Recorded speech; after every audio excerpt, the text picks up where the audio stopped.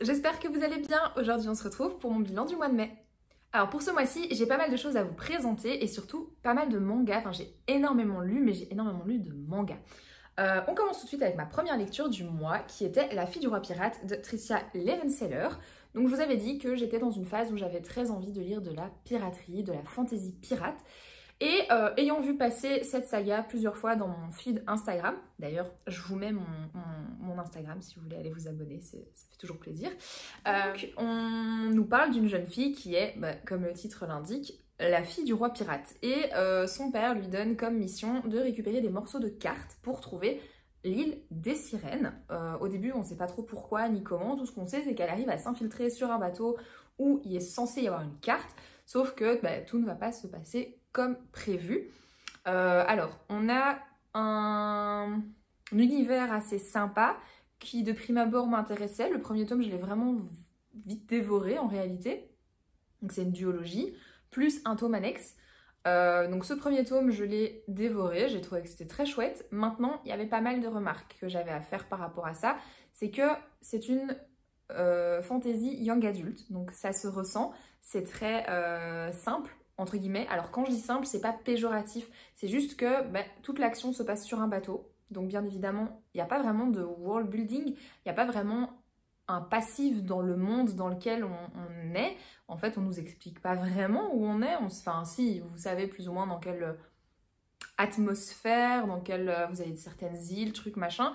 Mais au final, tout se passe sur un bateau, donc l'environnement proche de la protagoniste est assez simple dans le sens où il y a juste le bateau. Pareil pour les personnages, on est sur un bateau, vous avez une vingtaine de personnages au total, quelques-uns qui sont réellement abordés et réellement mis en avant, exploités, dont 3 ou 4 principaux, en tout cas dans celui-ci. Et moi ça m'a un petit peu gênée dans le sens où je trouve que les personnages n'étaient pas forcément touchants ou pas forcément... je vais pas les retenir forcément. Donc voilà, alors la protagoniste s'appelle Alosa. Elle est honnêtement sympathique, un peu badass. On nous la présente un peu vraiment comme cette femme forte qui a été élevée par un pirate. Et finalement, je l'ai trouvée assez décevante dans ce rôle parce qu'il va y avoir un protagoniste masculin qui va faire son apparition, bien évidemment. Mais elle va très vite lâcher du lest par rapport à ça. Et tout se passe extrêmement rapidement. Je ne suis pas hyper convaincue du coup par cette romance et de cette héroïne qu'on nous vend badass, qui ne l'est finalement pas tellement. Donc voilà pour ce premier tome. Ensuite, je suis passée directement au tome 2. J'avais pas envie de faire traîner, donc j'ai lu La fille de la reine sirène. Donc on continue notre histoire. À la fin du premier tome, il se passe un événement. Et on reprend, je pense, 2 mois plus tard, donc c'est très rapide. Pareil, je l'ai lu assez vite, ça se lit très très vite. C'était pas mal aussi, j'ai pas été une grande fan. Ah oui, je vous ai pas dit, mais donc pour le premier tome, j'ai mis un 3 sur 5. Et pour celui-ci également, parce qu'en fait, j'ai les mêmes reproches. C'est des personnages, on est dans le même système, on a juste changé de bateau. On a juste changé de bateau, il y a un personnage qu'on a abandonné sur le chemin, enfin même plusieurs, et on prend les meilleurs d'entre eux et on refait un petit peu le même délire. Donc voilà, un peu les mêmes reproches. Je m'attendais à ce que la romance décolle un petit peu durant ce roman-ci, de ce tome-ci, ça n'est pas vraiment arrivé. Maintenant, je vous le disais, c'est du young adulte, donc ne vous attendez pas à des scènes comme vous allez avoir dans Fort Wing ou dans Akotar, ça n'arrivera pas, c'est vraiment très jeunesse, donc il n'y a pas de smut, il n'y a pas de scène olé olé. Maintenant ça reste une chouette saga dans le sens où je pense, selon mon point de vue, que pour commencer la fantasy sur les pirates, je pense que c'était un bon début en fait. Je regrette pas de l'avoir lu. Il me reste La vengeance de la reine pirate à lire, qui est du coup le tome annexe. Et je pense que ça va pareil être une bonne lecture sans être un coup de cœur et sans être une lecture formidable. Mais que voulez-vous, il faut que ça arrive aussi. D'ailleurs, je vous parle de mes notes par rapport à mes lectures. J'ai un système de cotation assez précis pour pouvoir noter justement de manière, entre guillemets, juste mes livres, mes lectures. Si ça vous intéresse, n'hésitez pas à me le dire en commentaire, je pourrais faire une vidéo pour vous expliquer comment je note mes lectures. Je retourne à ce que j'ai lu en mai, parce que juste après avoir lu ces 2 livres, je m'étais dit, bah, c'est le moment idéal pour commencer le livre coup de cœur de plein de gens pour le moment. Il s'agit bien évidemment de Divine Rivalité de Rebecca Ross. Donc ici, on va nous parler de Iris Wino et de Roman Kitt, qui sont tous les 2 journalistes dans le même journal, et ils sont en compétition, c'est-à-dire qu'il y en a un des 2 qui va avoir le poste définitif. Sauf que on est dans un monde en guerre, il y a 2 dieux qui se battent et qui appellent les humains à se battre pour eux. Donc on est vraiment dans une atmosphère un petit peu très spéciale avec justement ce temps de guerre. Et notre héroïne, elle est un peu, je vais pas dire introvertie, mais elle est très renfermée sur elle-même, elle parle pas beaucoup, elle est un petit peu toute seule parce que donc, son frère est parti à la guerre justement. Elle se retrouve un peu démunie face à tout ça et elle lui écrit des lettres.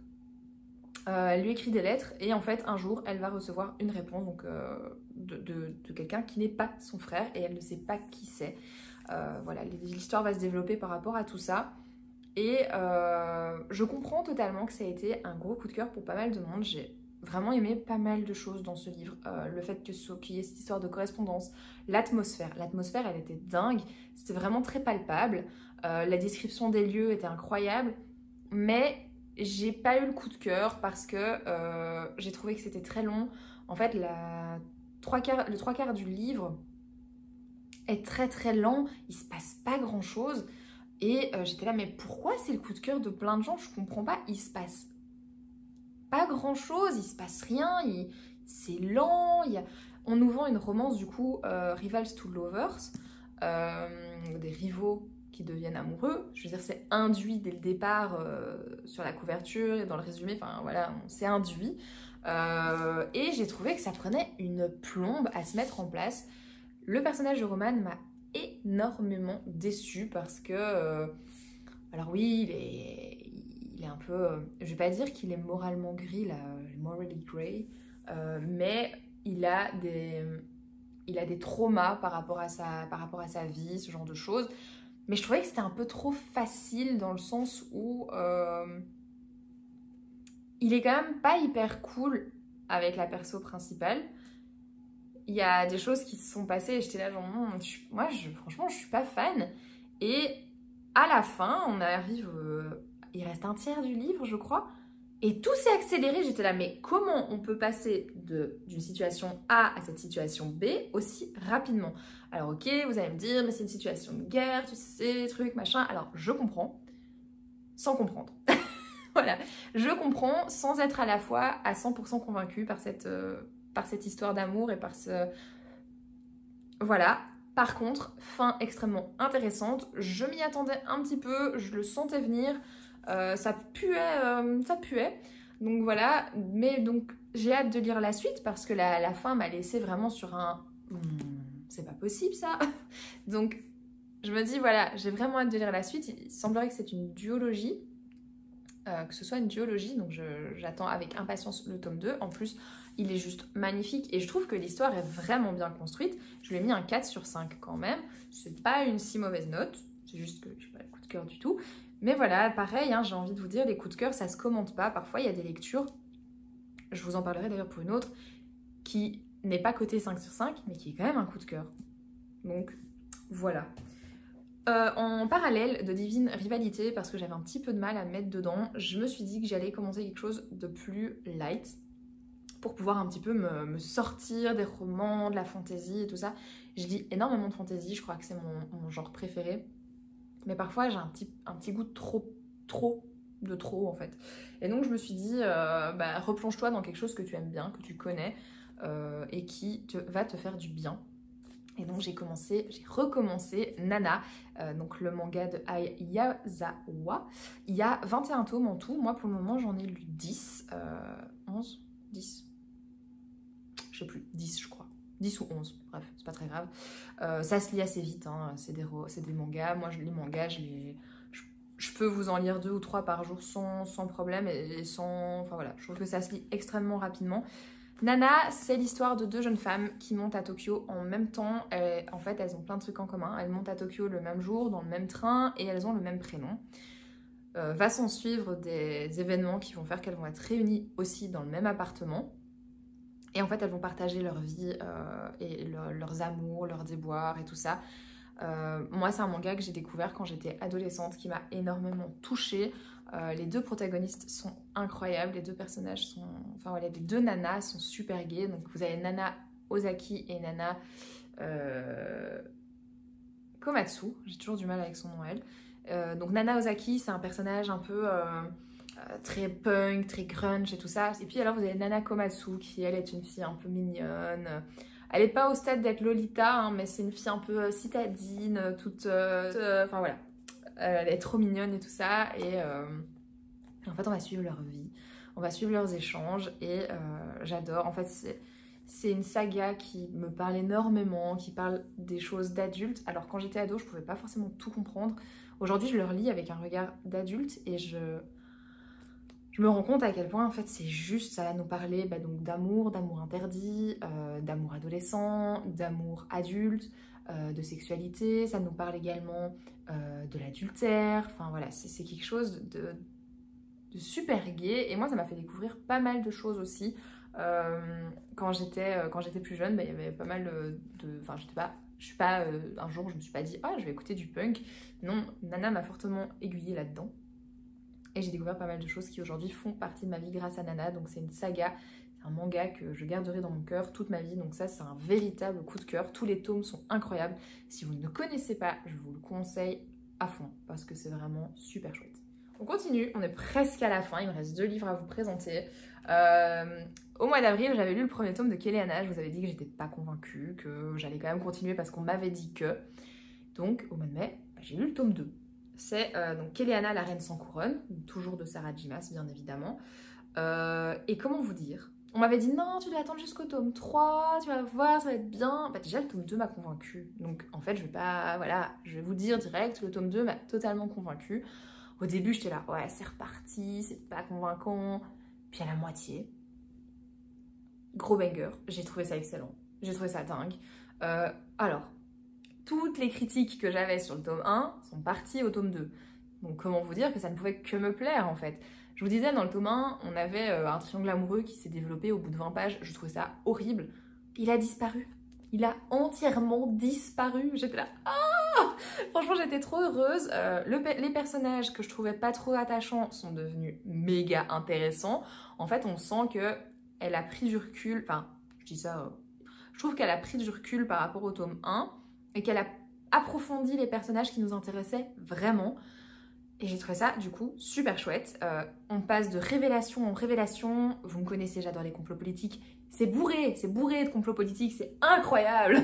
Franchement, j'étais tout du long, j'étais là, waouh, trop bien. Comment ça se passe, les trucs. Il y avait des machins, je voyais les trucs venir, mais à 100 lieues. J'étais là, mais comment tu peux tomber dans un piège pareil? C'est pas possible. Enfin bref. Franchement, j'ai été à fond dedans. J'étais hyper dedans. Et du coup, ce n'est pas une lecture que je note 5 sur 5, mais c'est un gros coup de cœur parce qu'il y a des défauts, on va pas se cacher, mais c'est à ce moment-là que j'ai eu le truc de me dire, ok, ça va être une saga incroyable.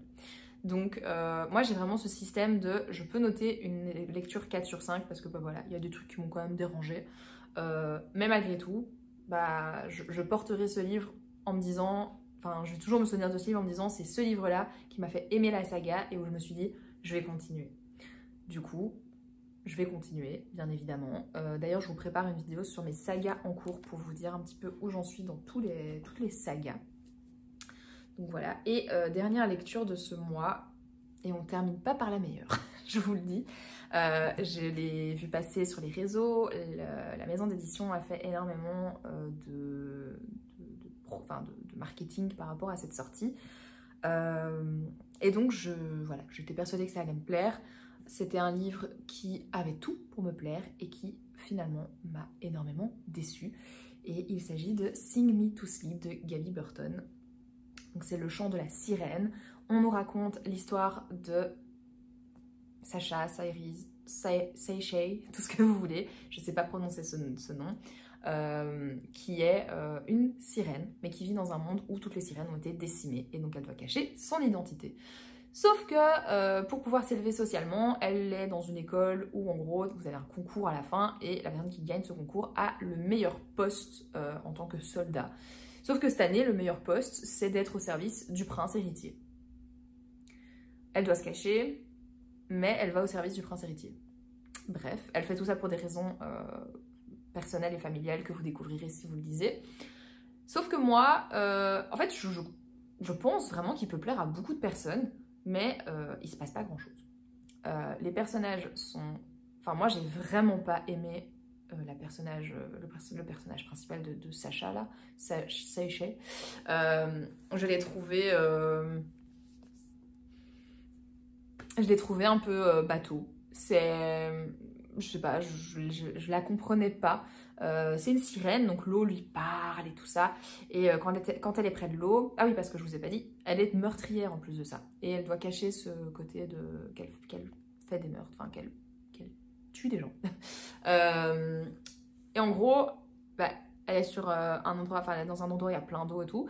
À un moment donné, le prince il dit « Ah, je vais faire mon anniversaire sur un bateau, je veux que vous veniez. » Et elle a genre « Non, l'eau ça me rend malade. » T'es là genre, t'es censé cacher ton truc et t'es là genre, l'eau ça me rend malade. Je sais pas, invente autre chose, quelque chose de plus logique, mais l'eau ça me rend malade. Même le prince il a genre, je connais personne qui est malade avec de l'eau, genre c'est bizarre. Enfin, en fait ça n'avait pas beaucoup de sens pour moi, il y a pas mal de choses qui manquent de sens. Pareil, alors il y a plein de trucs qui se répètent et ça j'en avais, mais je vous en ai parlé sur Instagram en story, j'en ai ras le bol. Elle perçoit les émotions des gens et en gros, elle le ressent dans la bouche. Donc en gros elle dit je ressentais le goût de l'orange, de sa joie. Ok, si tu le dis une fois ou deux ça va. Et puis c'est un truc du style l'âpreté de son dégoût remplit ma bouche. Et ça moi ça me... je sais pas, ça me dégoûte un peu. Ça me parlait pas du tout et c'était tellement répétitif. Et pareil, elle a des dialogues parce que du coup, c'est vis-à-vis de son point de vue. Et on a des dialogues entre elle et elle en mode je dois le dire, je dois pas le dire, je dois faire ci, je dois faire ça. Et je suis là genre... Pareil, je m'attendais à une romance. C'est un peu ce qu'on nous induit dans le résumé. Il y a rien. Il y a rien. Si je crois le gros défaut des livres actuellement, c'est que 3/4 du livre, il se passe rien. Et ça, c'est vraiment problématique pour moi parce que j'achète pas un livre de 600 pages, il fait 600 pages. J'achète pas un livre de 600 pages pour m'ennuyer pendant 400 pages. Clairement, la fin était un petit peu mieux, mais ça m'a quand même pas convaincue du tout. Il y a trop de défauts pour moi et c'est clairement pas un truc qui me parle. Donc malheureusement, je lirai pas la suite. Enfin voilà, si c'est pour pareil avoir le même problème, j'y tiens pas. Je préfère lire autre chose. Mais je suis hyper déçue. En fait, je pense que je suis déçue parce que je m'attendais à beaucoup de choses et où je les ai pas retrouvées. J'ai pas retrouvé ce que j'attendais. Et voilà, on y est. Je vous ai présenté toutes mes lectures du mois de mai. Donc n'hésitez pas à me dire ce que vous en avez pensé en commentaire. Ça me fait toujours plaisir de vous lire et de vous répondre. Et en attendant, je vous dis à la semaine prochaine.